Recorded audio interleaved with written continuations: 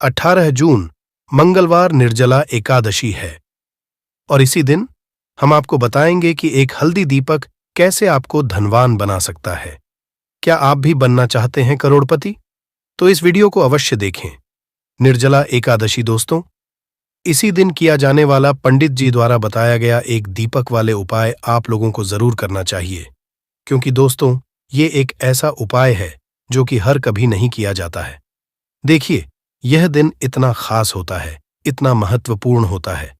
देखा गया है कभी कभी बड़े बड़े पूजा पाठ अनुष्ठान से जो मनोकामना नहीं होती है, वह एकादशी के दिन एक छोटे से उपाय करने से ही आपकी मनोकामना पूर्ण हो जाती है।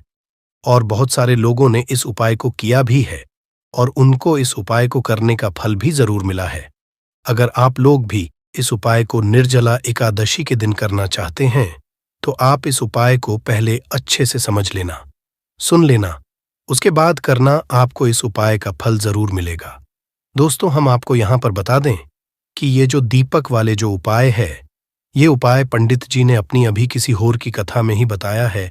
और इस उपाय को करने से आपके घर में चाहे किसी भी प्रकार की दुख और समस्या क्यों न चल रही हो, आपको उसका कारण भी नहीं पता है कि यह समस्या किस कारण से चल रही है। उसका कुछ भी कारण हो सकता है, जैसे पितृदोष हो सकता है या किसी भी तरह का मंगल दोष भी हो सकता है, और भी बहुत तरह के दोष होते हैं, कुछ भी हो सकता है। पर आपको इस उपाय के लिए अपने दोष को पता लगाने की भी जरूरत नहीं है।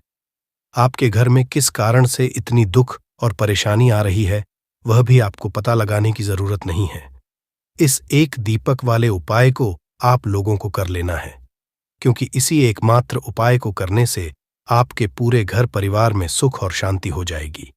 आपके घर में अच्छे अच्छे काम होने लगेंगे। आपकी जो भी मनोकामना होगी वह भी धीरे धीरे करके पूर्ण होना शुरू हो जाएगी। दोस्तों, अब इस उपाय को करना किस समय है, ये भी आप लोग जान लीजिए। देखिए, इस एक दीपक वाले उपाय को करने का जो समय है वो सीधी सी बात है, सुबह का समय है, प्रातःकाल का समय है। वैसे दोस्तों, निर्जला एकादशी के पूरे दिन मंदिर खुले रहते हैं। पूरे दिन आप लोग उपायों को भी कर सकते हो, इसमें कोई दिक्कत वाली बात नहीं है, क्योंकि निर्जला एकादशी के दिन भगवान शिव जी पूरे दिन अपने मंदिर में बैठे रहते हैं कि कौन भक्त आएगा, कौन हमारे हमको करेगा और हम कब उसकी मनोकामना पूर्ण करेंगे। दोस्तों, इस दिन शिव जी इतना कुछ प्रदान करते हैं जितने की हम कभी कल्पना भी नहीं कर सकते हैं। इसीलिए आप लोगों को इस मौके को तो अपने हाथ से नहीं जाने देना चाहिए। तो अब हम समझते हैं दोस्तों, ये एक दीपक वाले उपाय आखिर आप लोगों को करना कैसे है। देखिए, विशेष रूप से कोशिश करना, इस उपाय को आप निर्जला एकादशी सुबह सुबह कर लो, पर किसी कारणवश ना कर पाओ तो फिर थोड़े लेट भी कर सकते हो, है ना। और पहली मुख्य कोशिश आपकी यही होनी चाहिए कि घर की जो माता बहन होती हैं उनमें से कोई एक यह वाला उपाय करें। मतलब कि अगर माता बहन उपस्थित ना भी हो तो उस स्थान पर फिर घर का कोई बड़ा जो पुरुष हो वह भी इस उपाय को कर सकता है। कोई दिक्कत वाली बात नहीं है, पर घर के सभी सदस्य को इस वाले उपाय को करने की जरूरत नहीं है। घर का कोई एक मुख्य सदस्य भी इस उपाय को करेगा तो इस उपाय को करने का फल उसके परिवार को जरूर मिल जाएगा। तो देखिए, एक दीपक वाले उपाय है तो सीधी सी बात है कि इसमें हमें एक दीपक की तो आवश्यकता पड़ेगी ही पड़ेगी। तो देखिए, अगर आप यह एक हल्दी वाला दीपक एकादशी वाले दिन अपने घर में जला देते हैं तो देखिए, निर्जला एकादशी का जो दिन है इसकी महिमा कुछ ऐसी है कि जो व्यक्ति एकादशी के दिन में शिव जी को प्रसन्न करने के लिए पूजा करता है, उपाय करता है, शिव जी बहुत जल्दी अपने उस भक्त से प्रसन्न हो हैं। और अगर आपने हल्दी वाले दीपक का उपाय कर लिया तो ऐसा आप मान के चलिए कि शिव जी इतने ज्यादा आपसे प्रसन्न हो जाएंगे कि आपके जीवन की जो निर्धनता और गरीबी है उसे वह जल्दी से जल्दी आपके जीवन से दूर कर देंगे, क्योंकि हल्दी जो है यह शिव जी से जुड़ी है। हल्दी आपके जीवन में बहुत सारी जो आर्थिक तरह की समस्याएं होती हैं, जो आपके घर में पैसा नहीं आता है, पैसा रुकता नहीं है, पैसा बहुत ज्यादा खर्च अगर आपका होता है, धन की बर्बादी अगर आपके घर में हो रही है, तब भी आपको विशेषकर यह हल्दी वाले एक दीपक का उपाय एकादशी वाले दिन जरूर करना चाहिए। देखिए, इसी के साथ आपको बता दें, इस बार निर्जला एकादशी पर बहुत ही दुर्लभ संयोग का निर्माण हो रहा है।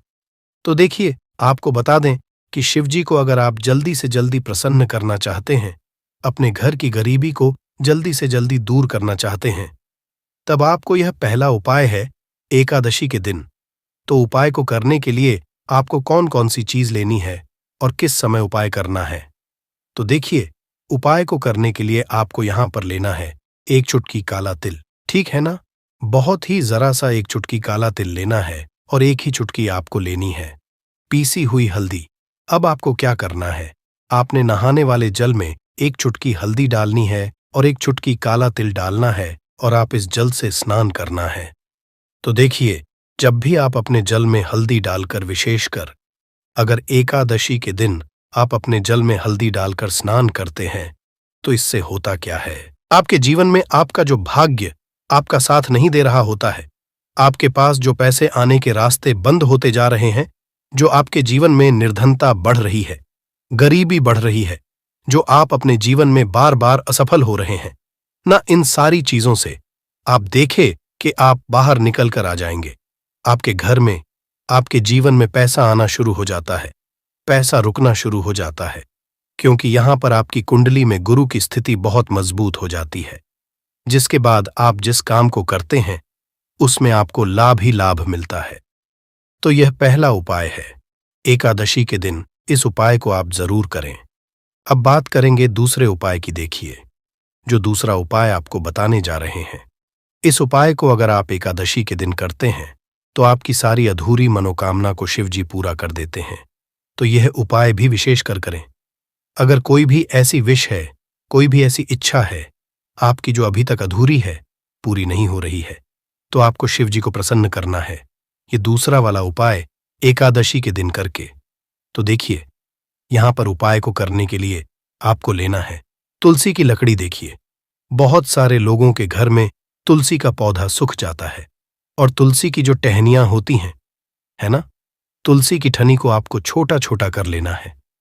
ठीक है ना? छोटे छोटे पार्ट आप उसको तोड़ लें, डिवाइड कर लें, और फिर आपको क्या करना है, एक लाल कपड़े के अंदर इन टहनियों को रखना है। कितनी लेनी है? आप 2 ले सकते हैं, 5 ले सकते हैं, 11 ले सकते हैं। अगर 11 की संख्या हो तो बहुत उत्तम है। अब आपको क्या करना है, लाल कपड़े के अंदर रखना है और इसकी छोटी सी पोटली आपको बना लेनी है। अब सबसे पहले आपको क्या करना है, इस पोटली को शिवजी के चरणों में स्पर्श करना है, उनके चरणों से स्पर्श करना है। इसके बाद आपको यह पोटली घर में या तो अपने घर के मुख्य दरवाजे पर आपको इसको टांगना है। अंदर की तरफ टांगे, बाहर की तरफ नहीं। ठीक है ना? या फिर इसे आप अपने घर के मंदिर में एक तरफ रख देंगे।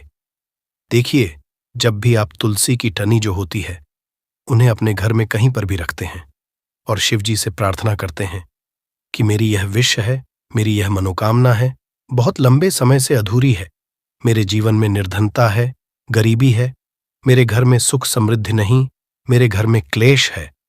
तो जिस प्रकार की भी आपकी समस्या होती है, जो भी आपकी मनोकामना होती है, उसे शिवजी पूरा कर देते हैं और आपकी जीवन की निर्धनता और गरीबी तो कोसों आपके जीवन से दूर हो जाती है, जब भी आप तुलसी की लकड़ी का यह छोटा सा उपाय कर लेते हैं।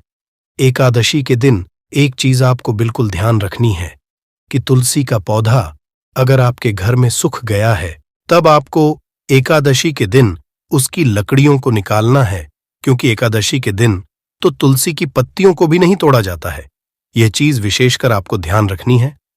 ठीक है ना? तो पहले से ही आप तुलसी के पौधे की, अगर आपके पास टहनियां हैं, तभी ये उपाय आप करें। दूसरी चीज कि जिनके घर में तुलसी का पौधा हरा भरा है ना? बहुत सारे लोगों के पौधे सूख गए जाड़ों में, लेकिन बहुत सारे लोग बहुत अच्छे से रखते हैं और किसी किसी के घर में तुलसी का पौधा सूखता नहीं है। तो उन्हें क्या करना है, उन्हें तुलसी के पत्ते लेने हैं। ठीक है ना? तुलसी के 2 पत्ते लेने हैं और आपको जब भी आप शिवजी को भोग लगाते हैं वैसे आप लगाते ही हैं, हर बार अपने घर में तुलसी के पौध पत्तों के साथ, लेकिन एकादशी के दिन विशेषकर आपको तुलसी के 2 पत्ते शिवजी को उनके भोग में अर्पित करने हैं।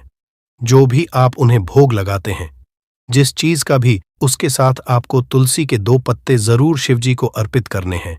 एक चीज ध्यान रहे, भूल कर भी आपको इस दिन चावल खाने ना है, और चावल का भोग भूल कर भी आपको किसी भी देवी देवता को नहीं लगाना है, ठीक है ना?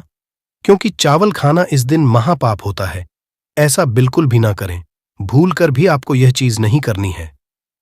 तो देखिए, जब भी आप तुलसी के 2 पत्ते शिवजी को अर्पित करते हैं, उनके भोग में उन्हें देते हैं, तो इससे क्या होता है कि शिवजी आपसे बहुत ज्यादा प्रसन्न हो जाते हैं और आपके जीवन के चाहे जिस तरह के भी दुख हो, फिर आप अपने जीवन के वो दुख जिसे कहते भी नहीं है ना, आपके बिना कहे ही आपके जीवन के सारे दुखों को वो दूर कर देते हैं। चलिए अब बात कर लेते हैं। एक चुटकी हल्दी डालकर दीपक आपको कहां पर लगाना है, उपाय को कैसे करना है, और कैसे यह एक चुटकी हल्दी वाला दीपक आपके जीवन की निर्धनता को तो दूर कर ही देगा। मां लक्ष्मी की ऐसी कृपा आपके ऊपर बरसेगी कि आने वाली 7 पीढ़ियों को भी ना धन की कमी नहीं होगी। इतना ज्यादा शिव जी आपसे प्रसन्न जाते हैं। इस एक उपाय को करके देखिए। पहली चीज आपको बता दें कि हल्दी जो है, यह आपके जीवन में बहुत सारी अच्छी अच्छी चीजों को लेकर आती है, जैसे कि पैसे को बढ़ाने का काम करती है, और आपके घर में धन आने के स्रोत अगर बंद हो गए हैं, धन आने का रास्ता अगर आपके घर में बंद होता जा रहा है, उसे खोल देती है। क्योंकि आपके घर की नेगेटिव एनर्जी है, नकारात्मक ऊर्जा है, बुरी शक्तियां हैं, इन सारी चीजों को हल्दी कर देती है। क्योंकि जहां पर हल्दी होती है, वहां पर ये सारी चीजें रहती ही नहीं है। तीसरी चीज, हल्दी शिवाजी से जुड़ी है, तो शिव जी आपसे तुरंत प्रसन्न हो जाते हैं। जब भी आप हल्दी का कोई उपाय करते हैं, तो आपको पीसी हुई एक चुटकी हल्दी लेनी है, और ये एक चुटकी पिसी हुई हल्दी आपको दीपक के अंदर डालनी है। शुद्ध देसी घी का दीपक आप तैयार करेंगे, गोल बाती लगाएंगे, और फिर उसके अंदर एक चुटकी हल्दी आपको डालना है। अब देखिए, ये हल्दी वाला दीपक लगाना कहां पर है। ये दीपक अगर आपके घर में तुलसी जी का पौधा हरा भरा है और तुलसी का पौधा है, तब तो आप तुलसी जी के पौधे के पास लगाएंगे। बहुत सारे लोग हैं जिनके घर में अभी तुलसी का पौधा नहीं है। कुछ लोगों का सुख गया या किसी किसी के घर में होता नहीं है ना? तो वो लोग क्या करेंगे, मंदिर में भी आप लगा सकते हैं। अगर आपके घर के आसपास कहीं मंदिर है, वहां भी आप लगा सकते हैं। वरना यह दीपक आपको अपने घर के मंदिर में लगाना है।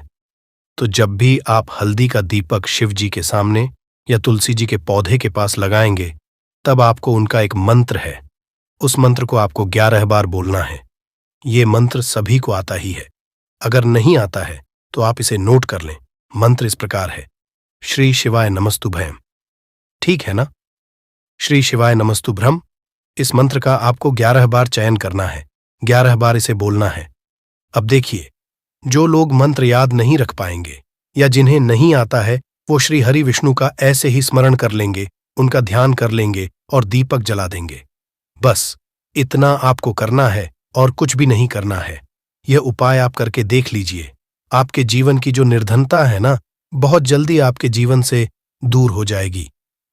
एक चीज और आपको ध्यान रखनी है कि जब भी आप दीपक तुलसी जी के पौधे के पास लगाएंगे, आपको जमीन पर दीपक नहीं रखना है। थोड़ी सी फूल की पंखुड़ियां रख लें या फिर कोई प्लेट रख लें, ठीक है ना? चावल आपको नहीं रखना है एकादशी के दिन, क्योंकि वैसे तो आप चावल रख सकते हैं, लेकिन एकादशी के दिन आपको चावल दीपक के नीचे नहीं रखना है। तो इस तरह से जब आप उपाय करते हैं, पूजा पाठ करते हैं, पूरी सच्ची श्रद्धा के साथ करते हैं, श्री हरि विष्णु के ऊपर विश्वास रख करते हैं, तो आपकी जितनी भी मनोकामनाएं होती हैं न, जितनी भी निर्धनता होती है, उसे श्री हरि विष्णु दूर कर देते हैं और हमेशा आपके जीवन में, आपके घर में लक्ष्मी वास करती हैं। तो हमें हमेशा की तरह आपको हमारी वीडियो को लाइक करना है, चैनल को सब्सक्राइब करना है, जो बहुत कठिन होता है। आइए जानते हैं इस साल निर्जला एकादशी 2024 की डेट, पूजा, मुहूर्त और क्यों किया जाता है। ये व्रत ज्येष्ठ माह के शुक्ल पक्ष की एकादशी तिथि की शुरुआत 17 जून को सुबह 4:43 से होगी। वहीं इस तिथि का समापन 18 जून को सुबह 6:24 पर होगा। ऐसे में निर्जला एकादशी व्रत 18 जून को किया जाएगा। इस निर्जला एकादशी का क्या महत्व होता है दोस्तों? अपार शब्द का अर्थ होता है असीमित, यानी कि निर्जला एकादशी का व्रत करने वालों को असीमित सुख और धन की प्राप्ति होती है। इसी कारण इसे एकादशी कहा जाता है। इतना ही नहीं, दशी को असीमित लाभ देने वाली एकादशी भी कहा जाता है। निर्जला एकादशी समस्त पापों से मुक्ति दिलाने वाली एकादशी में से एक मानी जाती है। ऐसी मान्यता है कि इस व्रत को करने से पापों का अंत होता है। इतना ही नहीं, व्यक्ति को कई तरह के रोग, दोष और आर्थिक समस्याओं से भी छुटकारा मिलता है और अक्षय पुण्य की प्राप्ति होती है। पांडवों ने श्री कृष्णा के मार्गदर्शन में इस व्रत को करके महाभारत युद्ध में विजय प्राप्त की थी। दोस्तों, निर्जला एकादशी के दिन स्वर्ग का दरवाजा खुल जाता है, इसलिए इस दिन किया गया दान पुण्य अन्य दिनों में किए गए दान पुण्य से अधिक फलदायी होता है। वास्तव में 18 जून निर्जला एकादशी के दिन अगर आप यह उपाय कर लेते हो तो यकीनन आप पर मां लक्ष्मी की कृपा होगी और आप धनवान बन जाओगे। आप धनवान ना बने तो मुझे बताना दोस्तों, बस जो उपाय आपको बताया जाए वह उपाय लेना चलिए। जानते हैं, एकादशी के दिन चुपचाप गाय को खिला दें। यह एक छोटी सी चीज रोडपति भी होंगे, करोड़पति मिलेंगे, सभी संकट और कष्टों से मुक्ति, मृत्युदंड, पितृदोष तुरंत होगा खत्म, पूरे साल आपके भरे रहेंगे। अन्न धन के भंडार यूं कहे कि आपकी 7 पुश्तें तक करेंगे। रुपयों पैसों पर राज्य दोस्तों, 7 पीढ़ियों तक बैंक बैलेंस बढ़ता चला जाएगा। सभी भी दुख, दर्द, संकट, कष्ट है वह दूर हो और सभी सुख आपके कदमों में आ जाएंगे। सभी सुख आपके कदम चूमेगी। यदि आप यह एक छोटी और खास चीज चुपचाप गाय को खिला देते हैं तो तत्काल गरीबी आपके जीवन से खत्म हो जाएगी। यूं कहे व्यक्ति रंग से राजा बन जाता है और 33 कोटि देवी देवताओं को धारण करने वाली गौ माता की भी कृपा व्यक्ति पर आजीवन बरसती है। व्यक्ति के घर में कभी भी अनंत धन वस्त्र कमी नहीं होती है। धन के भंडार व्यक्ति के घर में भरे रहते हैं। व्यक्ति के जीवन से काल गरीबी खत्म हो जाती है। तो दोस्तों, कौन कौन से वे गाय से जुड़े खास और महत्वपूर्ण उपाय हैं जिन्हें यदि आप एकादशी के दिन कर लेते हैं तो दोस्तों यकीन मानिए, आपके घर में अन्न धन के भंडार सदैव भरे रहेंगे। जो भी जीवन के दुख, दर्द, संकट, कष्ट हैं वह सभी दूर हो जाएंगे। इस वीडियो में हम आपको उसी एक खास और महत्वपूर्ण चीज के बारे में बताएंगे, क्योंकि आपको एकादशी के दिन गाय को जरूर खिलानी है। तो दोस्तों, फायदे के लिए पूरा वीडियो देखना। यदि आज की इस वीडियो को अपने बीच बीच में से देखा, काट काट कर देखा, तो यकीन मानिए जीवन में आपको कभी सफलता हासिल भी नहीं होगी, क्योंकि इस वीडियो में आपको कुछ ऐसे उपाय गाय से जुड़े बताने वाले हैं जिन्हें करने से आपके जीवन के जो भी दुख, दर्द, संकट है या कामयाबी होने में कोई बाधाएं आ रही, सभी से छुटकारा मिलने वाला है। यूं कहे कि आपके जीवन में अपार धन, सुख, संपत्ति की प्राप्ति हो जाएगी। कभी भी धन से संबंधित परेशानी नहीं रहेगी। आर्थिक स्थिति आपकी प्रबल हो जाएगी। धन प्राप्ति के योग्य बन जाएंगे और जीवन में सदैव अनंत धन के भंडार आपके घर में भरे रहेंगे। अनंत धन वस्त्र कभी कमी नहीं होगी आपके घर में। तो दोस्तों, आज का वीडियो पूरा देखकर जाना। यदि आप चाहते हैं आप और आपके परिवार पर सदैव गौ माता की कृपा से, आपके पितरों की कृपा से, देवी देवताओं की कृपा से, तो दोस्तों वीडियो को देखकर जाना। बहुत ही फायदेमंद वीडियो है। पूरे 50 सालों के बाद ऐसे दुर्लभ संयोग है, तो पूरा वीडियो देखकर जाना। यदि आप लाभ हासिल करना चाहते हैं और 7 पीढ़ियों तक कभी कोई किसी तरह की कमी ना हो, ये फल चाहते हैं, तो वीडियो को पूरा देखकर जाना। बहुत ही लाभप्रद वीडियो है आपके लिए। दोस्तों, वीडियो को आगे शुरू करें उससे पहले आपसे रिक्वेस्ट करते हैं कि इस वीडियो को लाइक कर चैनल को सब्सक्राइब कर देना और कमेंट बॉक्स में सच्चे दिल से जय गौ माता लिख देना, जिससे माता की कृपा आपके और आपके परिवार के ऊपर सदैव बरसती रहे। और ज्यादा से ज्यादा वीडियो को शेयर जरूर करना, ताकि और लोग भी इस वीडियो के माध्यम से लाभ हासिल कर सके। इन उपायों को करने से अपने जीवन में सदैव धन, सुख, संपत्ति की प्राप्ति कर सके। तो शेयर करना ना भूले इस वीडियो को, जिससे और लोगों का भी भला हो। आपको बता दें, इस दिन तीर्थ स्नान करना बहुत ही फलदायी समझा गया। यदि कहीं तीर्थ स्थान पर पवित्र नदी में स्नान करना संभव ना हो तो आप क्या करें, घर पर ही नहाने वाले पानी में गंगा जल की कुछ बूंदें डालकर स्नान कर लें। और साथ ही साथ यदि आप स्नान आदि से निवृत्त हो जाएं, सर्वप्रथम तो अपने घर के पूजा स्थान को साफ कर वहां पूजा पाठ करें और दान जरूर करें। और इस एकादशी के दिन दान करने से सभी मनोकामनाएं पूर्ण हो जाती हैं। एकादशी के दिन कर पूर्वजों की पूजन के लिए बहुत ही शुभ फलदायी समझा गया है। आपको बता दे इस बार, जो इस दिन पूजा के साथ साथ सूर्यदेव की पूजा जरूर करनी चाहिए। आपको बता दे कि इस दिन यदि सूर्य नारायण की पूजा करते हैं तो आपके ग्रह जनित दोष भी दूर हो जाता है। व्यक्ति के जीवन में धन सुख संपत्ति की प्राप्ति हो जाती है। समस्त मनोकामना व्यक्ति की पूर्ण हो जाती है। और दोस्तों, साथ ही साथ अब बात करें आपको उस दिन, मतलब यह जो एकादशी के दिन है, इस दिन आपको एक उपाय तो जरूर करना है। गाय का उपाय बताने से पहले एक उपाय आपको बता दें। इस उपाय को जरूर दूर करें। क्या करें कि शाम के समय पीपल के पेड़ के नीचे आपको सरसों का चौमुखी दीपक, आटे का दीपक बनाना है। चौमुखी, उसमें आपको कलावे की बाती लगाकर सरसों के तेल का दीपक जला देना है और बीच में 2 साबुत फूल वाले लौंग भी डाल दें। फिर देखिए कैसे चमत्कार आपके जीवन में होता है। शाम के समय लेकर उसे छोड़े। मनोकामना मांग कर दोस्तों, 11 दिनों के अंदर आपकी वह मनोकामना पूर्ण ना हो जाए तो हमें बता देना। बहुत ही प्रभावशाली उपाय बताया मैंने आपको, बहुत ही दुर्लभ से दुर्लभ है। इस बार नए वर्ष के उपाय को जरूर करें। यह उपाय जो है बहुत ही आपको लाभ देगा। और अब बात करें गाय से जुड़े कौन कौन से उपाय आपको इस दिन, मतलब गाय से जुड़े उपाय जिन्हें करने से व्यक्ति को 7 पीढ़ियों तक बैंक बैलेंस की कमी नहीं, दुख, दर्द, संकट, कष्ट दूर हो जाते हैं और सभी सुख व्यक्ति के कदमों में आ जाते हैं। कदम चूमती है सभी सुख और घर में धन के भंडार सदैव भरे रहते हैं, कोई कमी नहीं होती। किसी तरह कौन कौन से उपाय ध्यान से सुनना, जिस तरह बताएं उसी तरह इन उपायों को आपको करना है। तो चलिए शुरू करते हैं। कौन कौन से गाय से जुड़े उपाय हैं? प्रभावशाली चमत्कारिक उपाय है जो कि आपकी किस्मत को चमका देंगे। एकादशी से आपको लाभ शुरू करते हैं दोस्तों। सनातन परंपरा में गाय गंगा और गायत्री का बहुत ज्यादा धार्मिक महत्व है। मान्यता है कि गौ माता के शरीर पर 3 कोटि देवी देवताओं का वास होता है।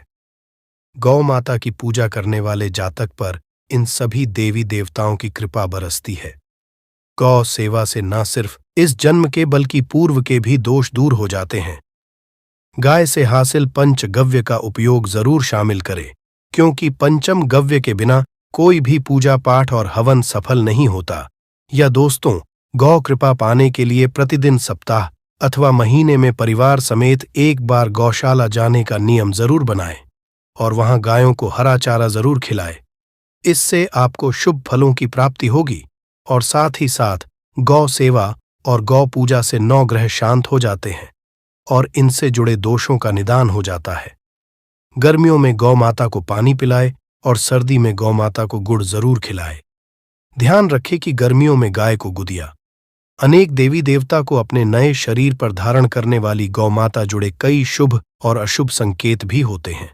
मसलन गाय का दूध धोते समय यदि गाय ठोकर मार दे और सारा दूध बिखर जाए तो अब शगुन होता है। यदि कोई यात्रा पर निकल रहा हो और गाय अपने बछड़े को दूध पिलाती सामने आ जाए तो निश्चित रूप से जिस यात्रा के लिए आप निकले हैं वह यात्रा आप जरूर ही सफल होगी और वह जिसके लिए आप निकले हैं वह जरूर ही पूर्ण होगा। यात्रा पर जाते समय बाएं ओर की आवाज आना और रात्रि में गाय की हुंकार करना भी शुभ होता है। दोस्तों, साथ ही करना भी शुभ होता है। दोस्तों, साथ ही साथ गाय के साथ आप भूल कर भी दुराचार ना करें, अन्यथा मिलता है घोर पाप और जीवन भर की परेशानियां बनी रहती हैं। जी हां दोस्तों, गाय को राष्ट्रीय पशु बनाए जाने और इन्हें मौलिक अधिकार दिए जाने की बात हो रही है। तो सवाल उठता है, गाय संस्कृति का अहम हिस्सा है, तब भी गाय के साथ लोग खराब व्यवहार कैसे कर लेते हैं? गाय दर दर भटकती रहती है, भरपेट इन्हें चारा तक लोग नहीं देते। गाय जब तक दूध देती रहती है तो उनकी सेवा होती है और जैसे ही दूध देना बंद कर देती है तो लोग इन्हें उनकी किस्मत पर छोड़ देते हैं। सड़कों पर और गलियों में भटकने के लिए ऐसे में गोवंश जीवों को कोई डंडे मारता है तो कोई पानी डाल देता है, कभी वाहनों की चपेट में आ जाती है तो कभी बीमार होकर बेचारी ये गाय दम तोड़ देती है। ऐसे में जरूरत है इन बातों को जानने की। गाय को लेकर शास्त्रों में क्या कहा गया है? गाय के साथ कैसा व्यवहार करना चाहिए? दोस्तों, गाय को कभी भी मारना पीटना नहीं चाहिए। शास्त्रों में गाय को माता का दर्जा दिया गया है। गाय को मारने वाला माता को मारने पीटने वाले के समान पाप का भागीदार समझा जाता है। नर्क लोक में वर्षों तक कष्ट भोगना पड़ता है। अगले जन्म पशु योनि में मिलता है। कथा है कि गौतम मुनि ने गलती से गाय को डा मार दिया था, जिससे गाय की मृत्यु हो गई थी और इस पाप से लिए इन्हें वर्षों तक तपस्या करनी पड़ी। भगवान श्री कृष्णा जी ने बैल स्वरूप में आए वृद्धाश्रम का वध कर दिया था, जिससे मुक्ति के लिए भगवान श्री कृष्णा को संपूर्ण तीर्थों को एक कुंड में बुलाना पड़ा और इस कुंड में स्नान से वह पाप मुक्त हो गए थे। दोस्तों, साथ ही साथ पानी पी रही गाय को भगाते हैं, वे घोर पाप के भागी बनकर नर्क भोगते हैं, ऐसा पुराणों में बताया गया है। जबकि जो लोग गाय के लिए प्याऊ और चार बनवाते वह महाभाग्यवान होते हैं। ऐसे लोग घोर पाप से मुक्त होकर स्वर्ग पा जाते हैं और बड़े ही धनवान कुल में जन्म लेकर सुख भोगते हैं। और साथ ही साथ आराम कर रही गाय को कष्ट देकर कभी भी उठाना नहीं चाहिए। कहते हैं कि जिस स्थान पर गाय बैठी है वहां से नकारात्मक ऊर्जा खत्म हो जाती है। गाय के बैठने की जगह को जो लोग नियमित साफ रखते हैं वह जन्म में किए गए जाने अनजाने में पापों से मुक्ति हो जाती और गोलोलोक में स्थान पाते हैं। गाय को डंडा मारकर उठाना, पानी डालकर उठाने से मनुष्य पाप का भागी बनता है और अगले जन्म में उसे दर दर भटकना पड़ता है। और साथ ही साथ शास्त्रों में बताया गया है कि गाय का दूध उसके बछड़े के लिए होता है।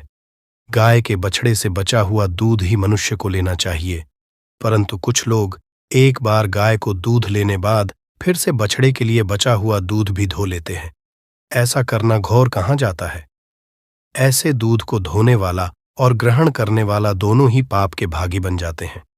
दोस्तों, साथ ही साथ शास्त्रों में कहा गया है कि गोवंश मतलब गाय और बैल के पीठ पर नहीं बैठना चाहिए। इनकी पीठ पर बैठने से महापाप लगता है। ऐसे लोगों को नर्क की यातना भोगनी पड़ती है। एकमात्र देव के अंश के उत्पन्न नंदी ही गोवंश है, जिस पर स्वयं महादेव और महादेवी सवारी करती है, क्योंकि नंदी ने स्वयं होनी इच्छा से महादेवी की सवारी बनना स्वीकार किया था। और साथ ही साथ शास्त्रों में गाय के दान को बहुत ही महत्व दिया गया है, परंतु ऐसी गाय का दान कभी नहीं करना चाहिए जो बूढ़ी और बीमार हो। कठोपनिषद में नचिकेता की कथा भी इस संदर्भ में है कि जिस नाचिकेता ने पिता द्वारा बूढ़ी गाय को दान करने पर आपत्ति जताई थी, दूध देने वाली और बछड़े सहित जो लोग का दान करते हैं वह महान पुण्य को हासिल कर स्वर्ग में स्थान पाते हैं। दोस्तों, साथ ही साथ सूर्य, चंद्र, मंगल, शुक्र की युक्ति राहु से हो तो पितृदोष होता है। यह भी मान्यता है कि सूर्य का संबंध पिता से एवं मंगल का संबंध होने के कारण सूर्य यदि शनि, राहु या केतु के साथ स्थित हो या दृष्टि संबंधी हो तथा मंगल की युति राहु या केतु से हो तो पितृदोष होता है। इस दोष से जीवन संघर्ष में बन जाता है। यदि पितृदोष हो तो गाय प्रतिदिन या किसी भी एकादशी को या किसी पूर्णिमा के दिन, अमावस्या या किसी भी खास दिन पर रोटी, गुड़, चारा खिलाने से पितृदोष खत्म जाता है। साथ ही साथ गाय की पीठ पर जो कुबड़ बना होता है वह बृहस्पति गुरु है। अतः जन्मपत्री में यदि बृहस्पति अपनी नीच राशि मकर में हो या अशुभ शिवलिंग में जा रहे हों और सामने से गौ माता आती हुई दिखाई दे तो गौ माता को अपनी दाहिनी ओर से जाने देना चाहिए। आपकी यात्रा ही सफल होगी। और जिस घर में गाय होती है उसमें वास्तु दोष स्वतः ही खत्म हो जाता है। और साथ ही साथ आपको बता दे कि गाय को आप भी रोटी बनाएं, प्रतिदिन ताजी रोटी ही बनाएं। गाय को अगर आपने रोटी बनाई है तो कोशिश करें कि उस रोटी को आप तुरंत ही गाय को दे दें। अगर आप उस रोटी को रख दें और उस रोटी को अगले दिन देंगे तो वह रोटी बांसी मानी जाएगी। गाय को कभी भी बांसी रोटी ना दे, इससे नकारात्मक ऊर्जा वास करती है और जो भी काम आपके बनने वाले होंगे वह काम भी आपके बिल्कुल भी नहीं बनेंगे। इससे आपके घर में हमेशा दर्द देवता का वास रहेगा और आप जिस भी काम को करेंगे उस काम में आपको हमेशा असफलता ही हाथ लगेगी। इसलिए कोशिश करें गाय को रोजाना ताजी रोटी बनाकर खिलाएं और रोटी को बिल्कुल ना रखें। बासी रोटी गाय को ना दें और साथ ही साथ सड़ी गली चीजें गाय को नहीं खिलानी चाहिए। घर में कोई फल है, कोई सब्जी है, सड़ जाए तो लोग क्या करते हैं? गाय को देते हैं नहीं, ऐसा नहीं करना चाहिए। ऐसा करने से यदि आप गाय को खिलाते हैं तो आप पाप के भागी बन जाते हैं। आप बिल्कुल सड़ी गली चीजें गाय को ना खिलाएं और साथ ही साथ एकादशी पर आटे की 11 लोहियां बनाकर उनके ऊपर हल्दी लगाएं। इसके बाद गाय को खिलाएं। हर एक लोही को खिलाते समय गाय के सिंघवाल आपके जीवन में खुशियां ही खुशियां होंगी।